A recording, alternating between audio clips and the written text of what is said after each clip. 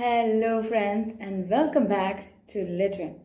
Today I'm going to teach you some more modal auxiliaries. And now what are certain modal auxiliaries? Modals are known as little verbs that help sentences give complete meaning. Auxiliaries are helping verbs. Yes, you know what these verbs do? Yes, for example, they help other words in the sentence. For example, can, could, will, would, might, may.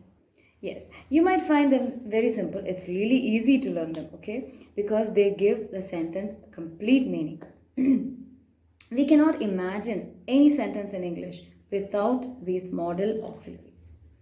Okay, students, now I'll teach you how to use them in sentences.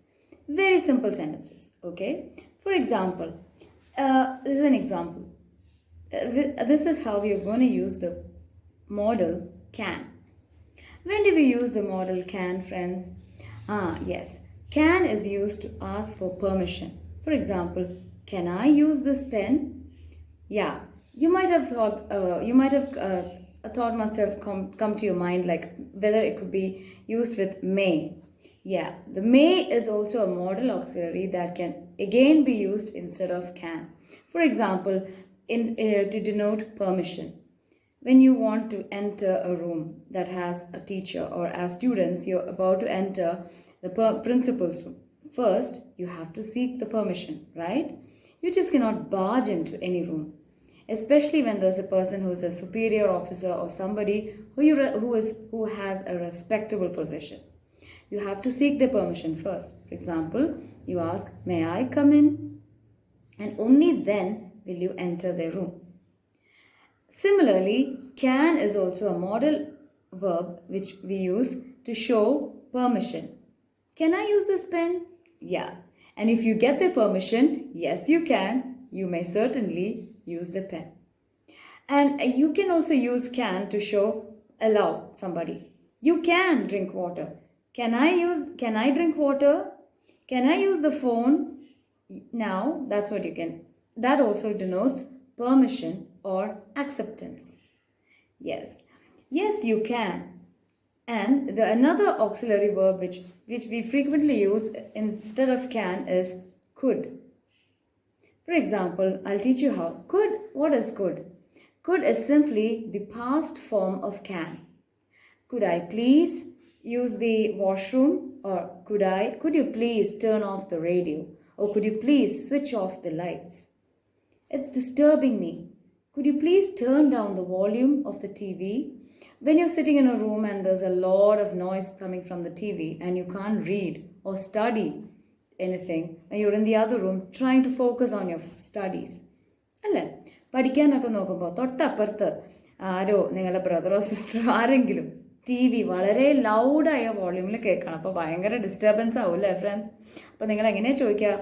Could you please turn down the volume? ഒന്ന് volume കുറയ്ക്കോ? ടി വിയുടെ volume ഒന്ന് കുറയ്ക്കാമോ? അങ്ങനെയാണ് പറയാം അല്ലേ? അപ്പോഴേക്കും നിങ്ങൾക്ക് you can use the word could.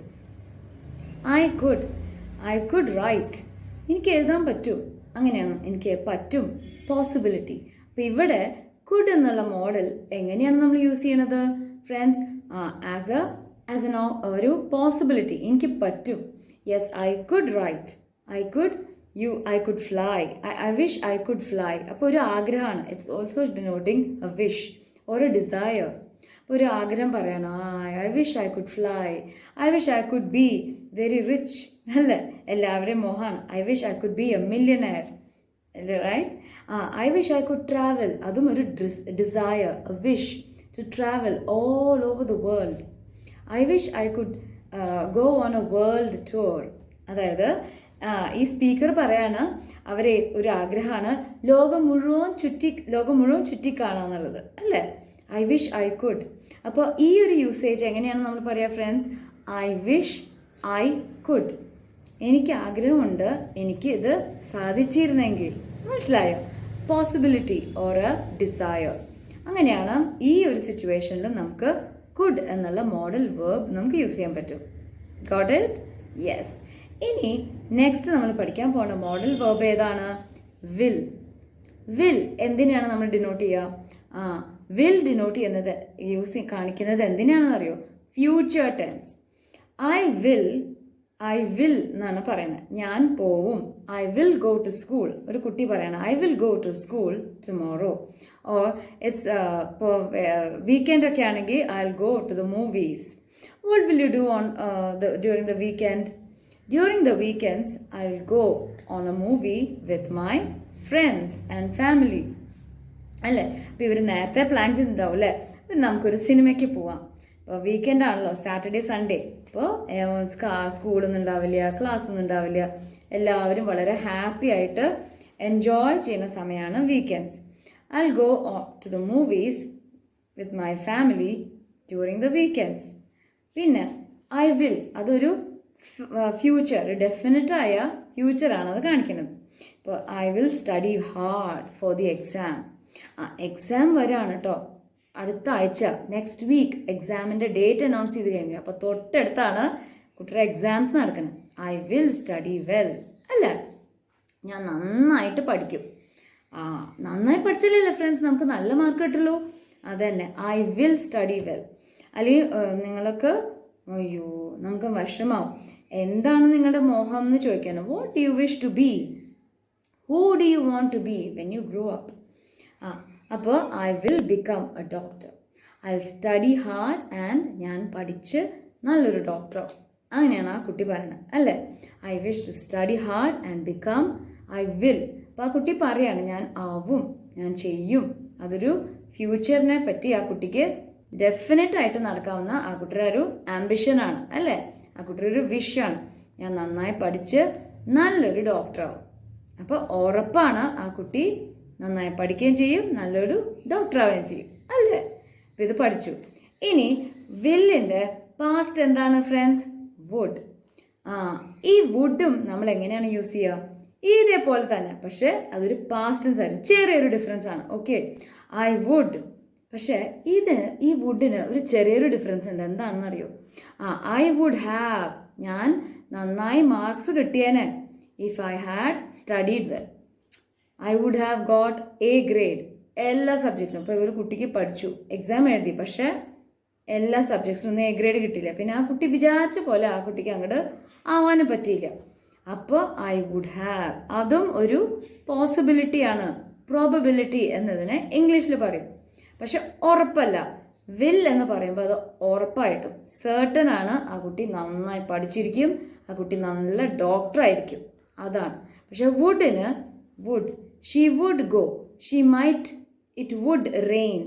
അപ്പം ആകാശമൊക്കെ നിങ്ങളൊരു ദിവസം പുറത്തു പോവാണ്, ഇതിന് വലിയൊരു സേർട്ടനിറ്റി ഒന്നുമില്ല കേട്ടോ. ഈ വുഡ് പ്രോബബിലിറ്റി മാത്രമാണ്, ചിലപ്പോൾ എന്ന് നമ്മൾ മലയാളത്തിൽ പറയും അല്ലേ? അപ്പം ആകെ ഒരു മൂടി നിൽക്കുകയാണ് പുറത്തൊക്കെ എന്ന് വിചാരിക്കും. നമുക്ക് തോന്നും എന്താ ഇപ്പോൾ ഒരു മഴക്കാറുണ്ടല്ലോ, ഇറ്റ് മൈറ്റ് റെയിൻ അല്ലേ?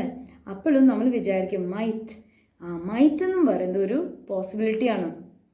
അപ്പോൾ നമ്മൾ ഇംഗ്ലീഷിൽ ഈ വുഡ് എന്നുള്ള ഇതിന് എന്താ പറയുക? നമ്മളിപ്പോൾ പുറത്ത് മഴ പെയ്യുമ്പോൾ നമ്മൾ കുട പിടിച്ചിട്ടല്ലേ പോവാ friends? I thought it would rain, so I carried an umbrella with me. പുറത്തിറങ്ങുമ്പോൾ എനിക്ക് തോന്നി മഴയൊക്കെ ഓവർകാസ്റ്റ് ആയിട്ട് മൂടിയൊക്കെ നിൽക്കുമ്പോൾ ചിലപ്പോൾ മഴയുടെ ഒരു ചാൻസ് ഉണ്ട് അല്ലേ? അപ്പം നമുക്ക് അപ്പോൾ അറിയില്ല മഴ ഉണ്ടാവോ എന്നൊന്നും നമുക്കറിയില്ല. അപ്പം ഞാൻ എന്ത് ചെയ്യും? നമ്മളെപ്പോഴും കരുതിയിരിക്കണമല്ലോ, we have to be aware and we have to be prepared. അപ്പോഴാണ് നമ്മൾ I thought it would rain, മഴ പെയ്യുന്ന ഞാൻ വിചാരിച്ചു. അപ്പോൾ so I carried an umbrella, ഞാനൊരു കുട കയ്യിൽ പിടിച്ചു. അപ്പം എന്താണ്? മഴ പെയ്യാൻ ചാൻസ് ഉണ്ട്, അതൊന്നും ഒരു ചാൻസ് ആണ്. 99% ഉള്ളൂ ഇറ്റ് മൈറ്റ് റെയിൻ. ഇങ്ങനെയാണ് നമ്മൾ ഈ മോഡൽസ് നമ്മൾ ഉപയോഗിക്കുക. ഓക്കെ ഫ്രണ്ട്സ്, ഇനി the next models R may. May എന്ന് പറയുന്നത് നമ്മൾ MAY, മേ നമ്മൾ എപ്പോഴാണ് യൂസ് ചെയ്യുക?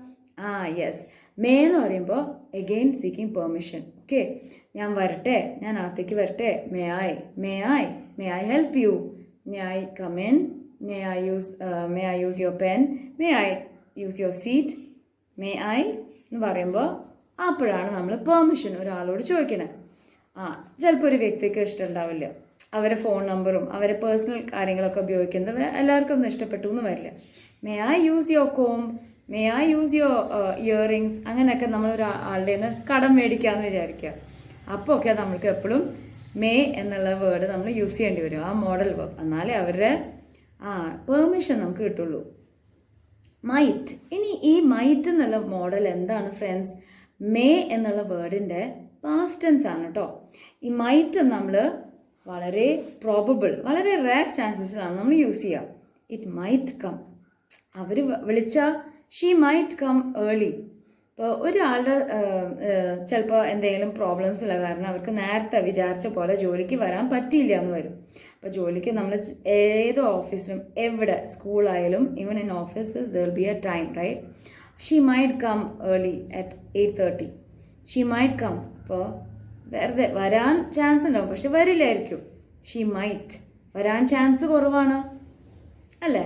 It might. ഇനി നേരത്തെ പറഞ്ഞ ഒരു എക്സാമ്പിളാണ് മഴയുടെ, അല്ലേ? It is so unpredictable. തീരെ ആർക്കും പ്രിഡിക്റ്റ് ചെയ്യാൻ പറ്റില്ല. Nobody can predict. പ്രവചിക്കാൻ പറ്റാത്തൊരു കാര്യമാണ് റെയിനിൻ്റെ കാര്യം, കാലാവസ്ഥയുടെ കാര്യം, മഴ. അപ്പോൾ ഇറ്റ് മൈറ്റ് റെയിൻ. അപ്പോൾ നിങ്ങളോട് വീട്ടിൽ പുറത്തേക്ക് ഇറങ്ങുമ്പോൾ അമ്മയും അച്ഛനൊക്കെ പറയില്ലേ കുട്ടികളുടെ അടുത്ത്, ചിലപ്പോൾ ഇന്ന് മഴ പെയ്യാൻ ചാൻസ് ഉണ്ട് മക്കളെ, ഒന്ന് കുട പിടിക്കുന്നതായിരിക്കും നല്ലത്, അല്ലേ? It's good that you carry N umbrella. You should always be cautious. നമ്മളെപ്പോഴും സൂക്ഷിക്കണം, അല്ലേ? It might rain. അപ്പോഴാണ് നമ്മൾ പറയുക ശരിയാ, മഴ പെയ്യാൻ ചാൻസ് ഉണ്ട്, മൂടി നിൽക്കുന്നുണ്ട്, മഴക്കാലമായ നമ്മൾ എന്താ പറയുക? മഴ പെയ്യും കേട്ടോ, അപ്പോൾ കുട പിടിക്കണം. അങ്ങനെയാണ് we use this modal verb might. ഇനി നമുക്ക് അറിയില്ല ഒരാൾ എന്തെങ്കിലും സംഭവിക്കോ ഇല്ലയോ എന്ന്. May or may not happen. It may happen or may not happen, but it will എന്നുള്ളത് നമ്മൾ എപ്പോഴാണ് യൂസ് ചെയ്യുക? ഉറപ്പായിട്ടും നടന്നിരിക്കും. ഈ വിൽ എന്നുള്ളത് എന്താണ്? ഏറ്റവും നടക്കാൻ കൂടുതൽ ചാൻസ് കുട്ടികൾക്ക്, നിങ്ങൾക്കൊക്കെ എസ്പെഷ്യലി കുട്ടികളാണെങ്കിൽ എക്സാംസ് ആണല്ലേ. എക്സാംസ് ഒക്കെ എന്തായാലും ഡേറ്റിൻ്റെ അന്ന് തന്നെ നടന്നിരിക്കും. അപ്പം നിങ്ങൾ എന്താ ചെയ്യേണ്ടത് ഫ്രണ്ട്സ്? നന്നായി പഠിക്കുക. And do like, share and subscribe to Littwin. So take care and stay tuned.